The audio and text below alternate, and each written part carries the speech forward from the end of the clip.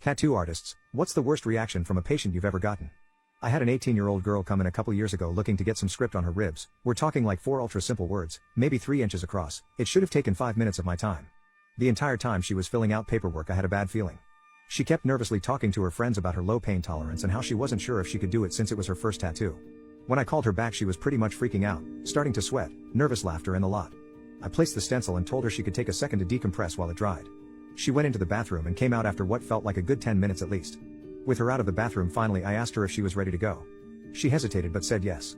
Regardless of her answer, I told her that she seemed a little too tense and if she wanted I could run my machine through distilled water and let her get a feel for getting a tattoo without actually getting one yet. She declined and said let's just do it. So begrudgingly, I begin. And I kid you not, I didn't even make it halfway through the first letter before she tried jumping to the ceiling from my table.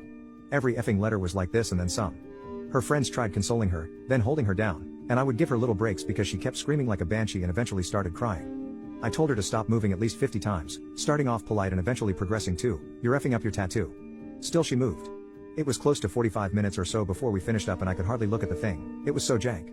You could barely make out the letters, which looked as though they were scrawled out by a child on a car ride through the Rockies. It was depressing to say the least. She looked over the tattoo in the mirror and was like, "Thanks, what do I owe? You?" So I told her to go home, and didn't even take any money. Even her friends had dumbfounded faces.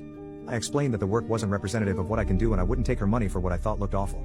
She insisted that she felt like she should pay, but I just told her to get out. Tail tucked between her legs, and with a tiny pile of garbage on her ribs, she left with her friends. Not even 5 minutes later, her friend awkwardly came back in. The tattooed girl had left her purse and she couldn't come back to get it herself.